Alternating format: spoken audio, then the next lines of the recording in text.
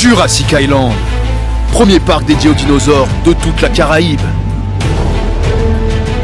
Parcourez le parc à la rencontre de dinosaures animés à taille réelle. Au programme, plongez dans l'ère du Jurassique en réalité virtuelle avec la toute nouvelle attraction Jurassic VR. Infos et adresse sur le site www.jurassic-island.com. Venez vous fondre le temps d'un instant dans un autre monde. Guadeloupe, actualité. Nous sommes en vigilance jaune pour fortes pluies et orages. Dans l'après-midi, de gros cumuls de pluie ont déjà entraîné des inondations à Sainte-Rose et Morne-à-l'Eau. Et si la situation s'est améliorée depuis, de nouveaux épisodes orageux sont attendus cette nuit en Basse-Terre, en région pointoise et dans les Grands Fonds. La prudence est donc de mise. Et en parlant de mauvais temps, notez que le Premier ministre Michel Barnier a annoncé la baisse du remboursement des médicaments et consultations médicales de 5%. L'objectif étant de rattraper le dérapage des dépenses de médicaments évaluées à 1,2 milliard d'euros.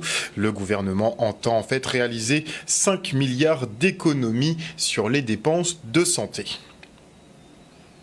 Et on part sur le front social puisque le conflit à EDF-PEI se poursuit.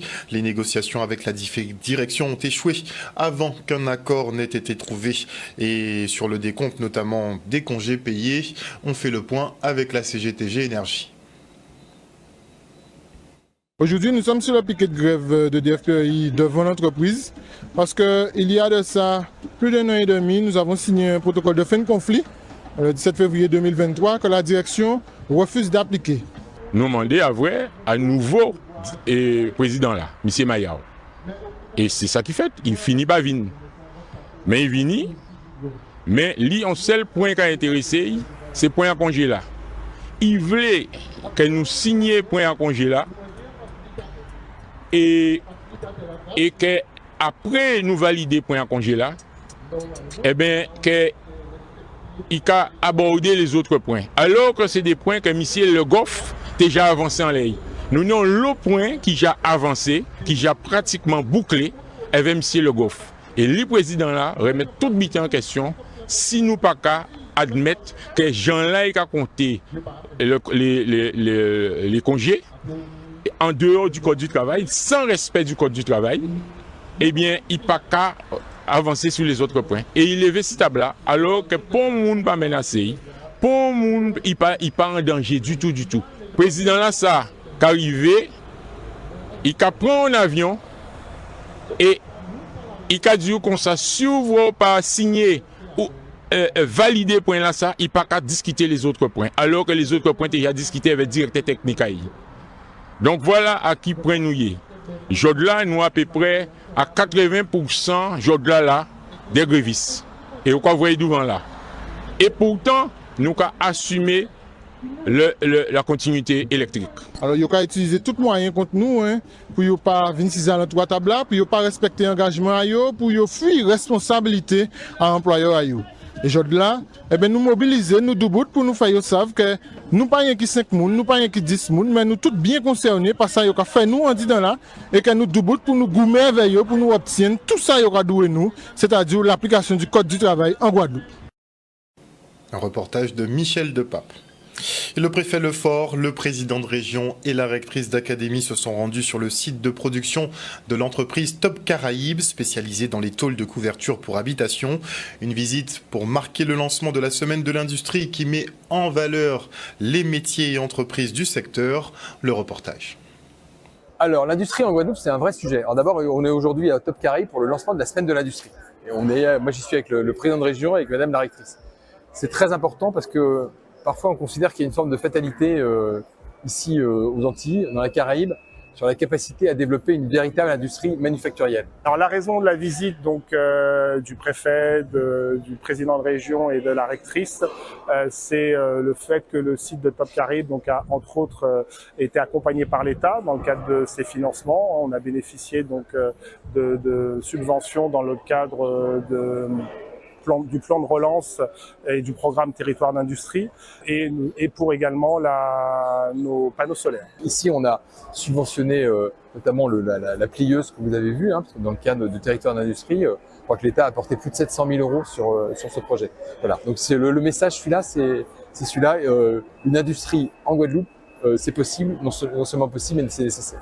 C'est tout un ensemble d'opérations qui sont proposées aux jeunes notamment, mais également aux demandeurs d'emploi, puisqu'il s'agit de visites d'entreprise, de conférences qui sont organisées, de rencontres avec des chefs d'entreprise. L'objectif, c'est d'aider les jeunes à s'orienter dans leur futur métier et bien sûr dans la formation qu'ils choisiront. C'est important de venir sur place, de voir les entreprises, de voir le fonctionnement, simplement parce qu'il y a parfois une image de l'industrie qui date un peu et nous avons aujourd'hui des entreprises très performantes où nous avons des conducteurs de machines, nous avons des chefs d'atelier, nous avons tout un ensemble de métiers qui supposent des qualifications importantes pour nos jeunes. Ce que nous voulons, c'est surtout inciter notre nouvelle génération à se lancer vers l'industrie.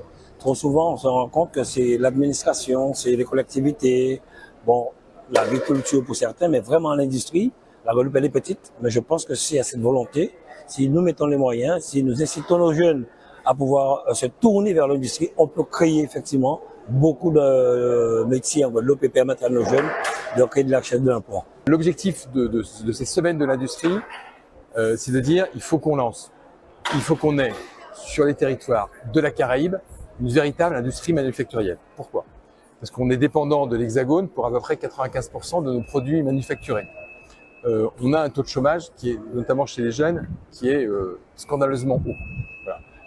On a, du fait effectivement de cette dépendance par rapport à l'Hexagone, des problèmes que vous connaissez les uns et les autres, de cherté de la vie. Voilà. Et donc, c'est compliqué, c'est moins facile effectivement de développer une industrie lourde quand on est dans les Caraïbes que quand on est en Moselle ou quand on est effectivement en Ille-et-Vilaine. Mais je pense que c'est pas une fatalité. Voilà. Un reportage de Grégory Laps.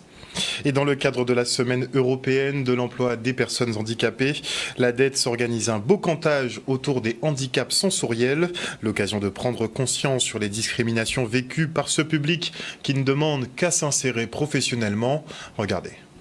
Ce matin, nous avons décidé de mettre en place cette matinale d'échange sur les discriminations effectivement qui sont faites dans le monde de l'emploi des personnes en situation de handicap. Cette matinale s'inscrit précisément dans le cadre de la semaine européenne pour l'emploi des personnes handicapées. Donc c'est la 28e édition. Et vous voyez, autour de nous, nous avons un certain nombre d'acteurs associatifs, institutionnels qui ont accepté de pouvoir finalement se rencontrer et se parler autour des handicaps sensoriels. Donc là, nous parlons de personnes qui sont malentendantes, qui sont aveugles, qui sont malvoyantes, qui sont sourdes et muettes et qui veulent aussi oser prétendre à un horizon professionnel. Et l'idée, c'est de pouvoir oser donc se projeter sur, c'est le cas de le dire, sur un projet professionnel avec des acteurs qui sont facilitateurs. Les associations y assistent et portent à, je dirais, à manifester effectivement leur situation, leur discrimination effectivement sur le marché de l'emploi. Ça a été très important pour moi de venir témoigner ce matin parce que je pense que dans ma situation peut arriver à tout le monde et que c'est tous ensemble qu'on doit pouvoir réagir pour pouvoir avancer demain et que c'est pas parce qu'on est handicapé qu'on n'est pas capable de faire quelque chose. On a tous des valeurs à transmettre et voilà. Ce genre d'échange est très très important, je dirais. Je pense que c'est à force, effectivement. C'est 50 personnes que nous allons pouvoir accompagner. La semaine prochaine, c'est encore 50 autres et c'est comme cela, au fur et à mesure, que nous allons pouvoir avancer. Tout le monde, c'est monde, qu'on a dit. Et on part pour la 4e édition du Village Santé du Lions Club, un moment de sensibilisation du tout public aux maladies chroniques comme le diabète, dont la prévalence est de 12% en Guadeloupe contre 5% au national. Regardez. Le diabète fait partie des domaines prioritaires qui ont été dictés par le Lions Club international. Et donc, comme vous le savez, la journée mondiale du diabète, en principe, c'est toujours le 14 novembre pour justement célébrer l'anniversaire de la découverte de l'insuline qui a été découverte par Frédéric Grant Banting. Et donc, c'est généralement pour cette raison-là que la journée mondiale du diabète se déroule autour du 14 novembre. Alors aujourd'hui, on est le 16, donc on est dans les environs. À peu près 10% de la population qui est atteinte de glaucome et du diabète. Et ça, c'est des choses qu'on peut l'éviter. Peut-être on ne peut pas éviter la maladie, mais on peut éviter les complications. Nous sommes dans un terrain où on a tout ce qu'il faut sur place. Et il faut qu'on retrouve nos bonnes habitudes alimentaires et arrêter de consommer, de congeler, de consommer chimique. Il faut absolument qu'on change de paradigme, qu'on commence à manger local. Et en mangeant local, on va pouvoir gérer le diabète, l'obésité. Et le diabète et l'obésité sont des facteurs de risque des maladies cardiovasculaires. Il faut que vous sachiez que vous devriez manger le matin, le midi et le soir. D'accord? Manger sakita. D'accord?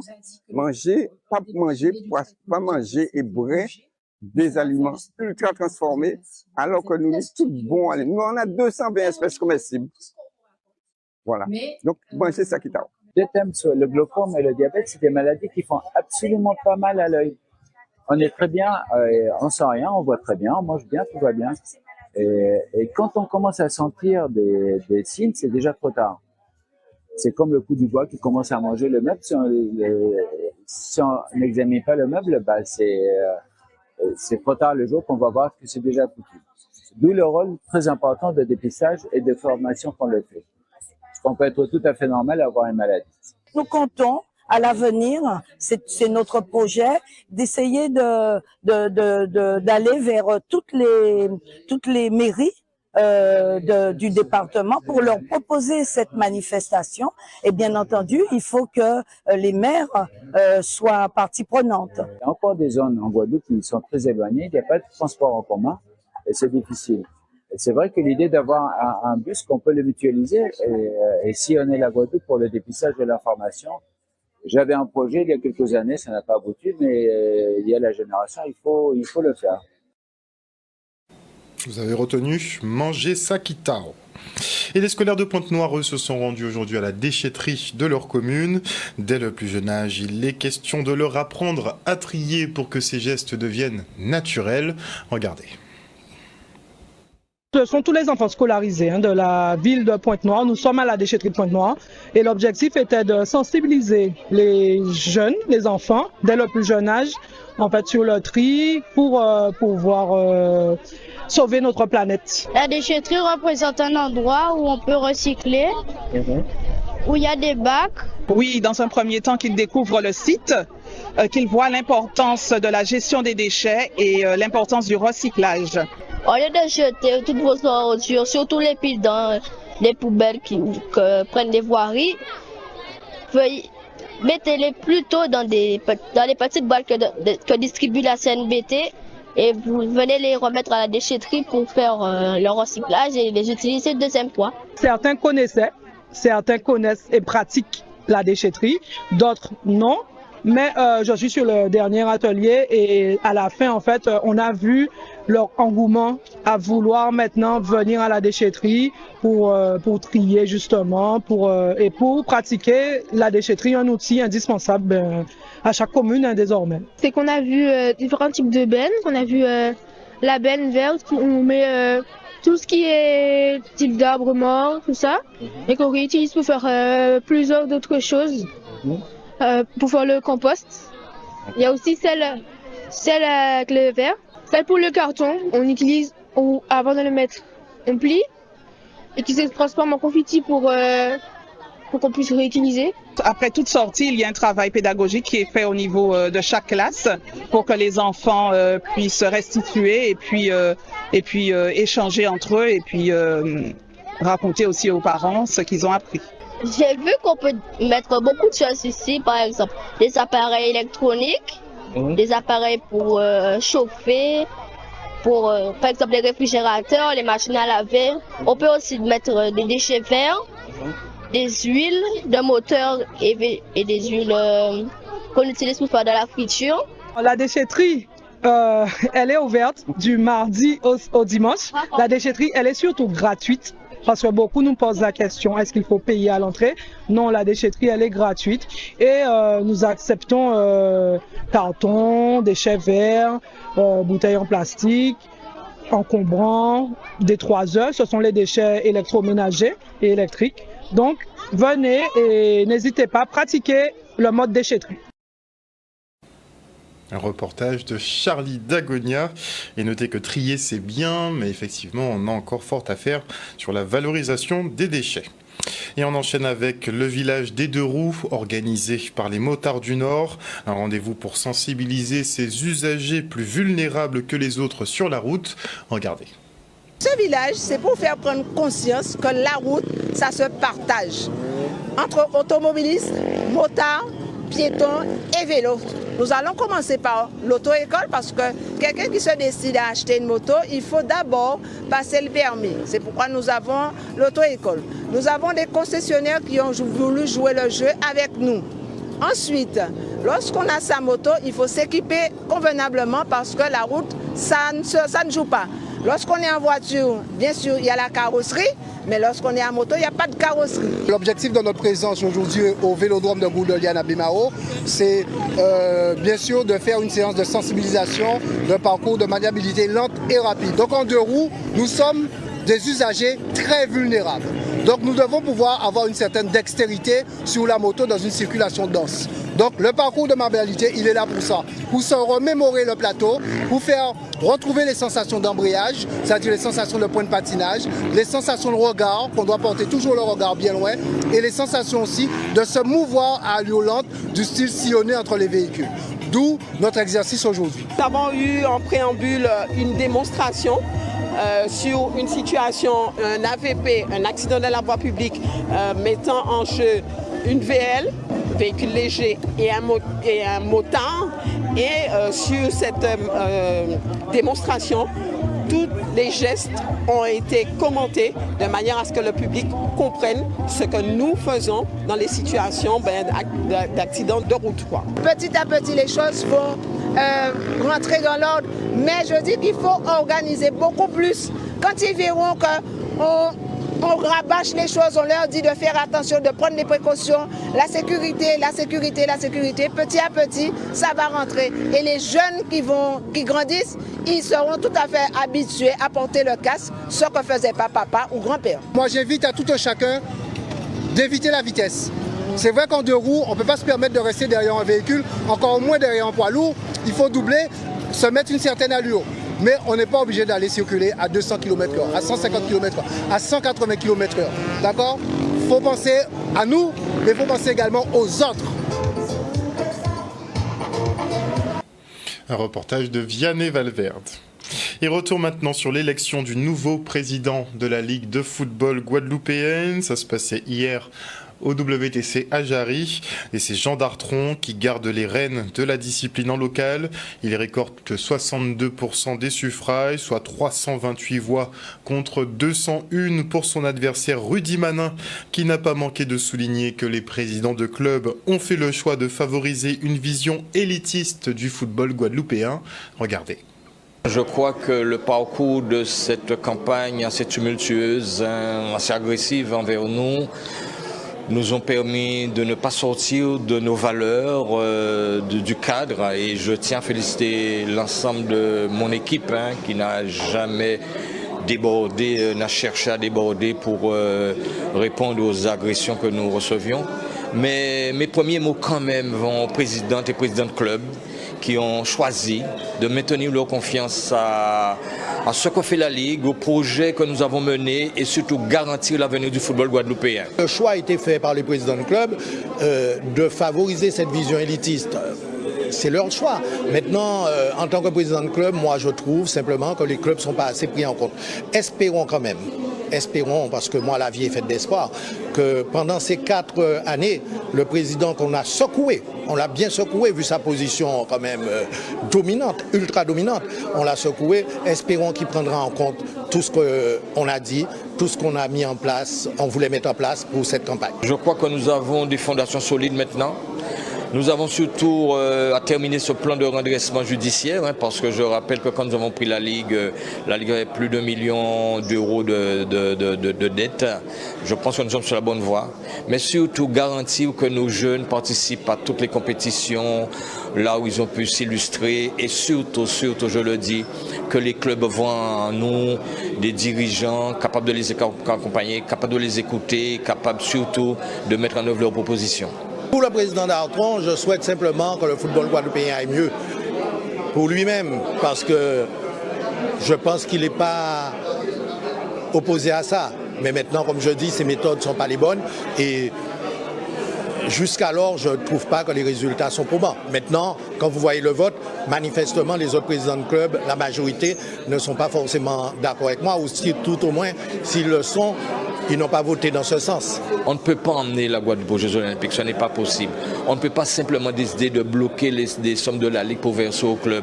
Non, nous pouvons simplement mettre tout en œuvre pour accompagner les clubs pour qu'ils réussissent et que notamment les jeunes de ces clubs se retrouvent avec épanouissement et que ces bénévoles que sont les dirigeants, que ce soit les membres des commissions, que ce soit les arbitres, que tous les éducateurs, que tous ces gens-là retrouvent la plateforme qu'il faut pour s'exprimer et vraiment permettre le football guadeloupéen de continuer à rayonner. Et vous étiez 1400 à prendre le départ du deuxième semi-marathon international ce week-end. Et félicitations à Émile Blondel-Herman qui s'est imposé lors de la première édition.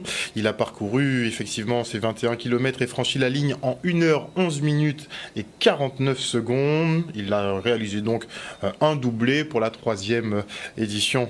Je pense qu'il sera l'homme à abattre. Et pour la catégorie femmes, c'est Cécilia Maubuchon qui monte sur la première marche du podium avec une course pliée en 1h21 minutes et 22 secondes. Elle était pas loin du premier en catégorie homme. Regardez. C'est un pari gagné pour nous lorsque nous avons fait la première édition et avec la bonne volonté de l'organisateur McDonald's, de l'association de Monobut.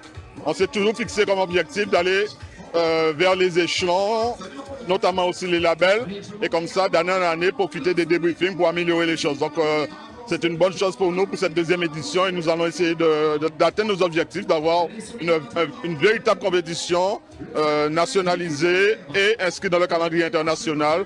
Et c'est pour ça que nous sommes motivés avec les services techniques, les services de la ville, pour porter et accompagner cet événement. Cette course a une âme.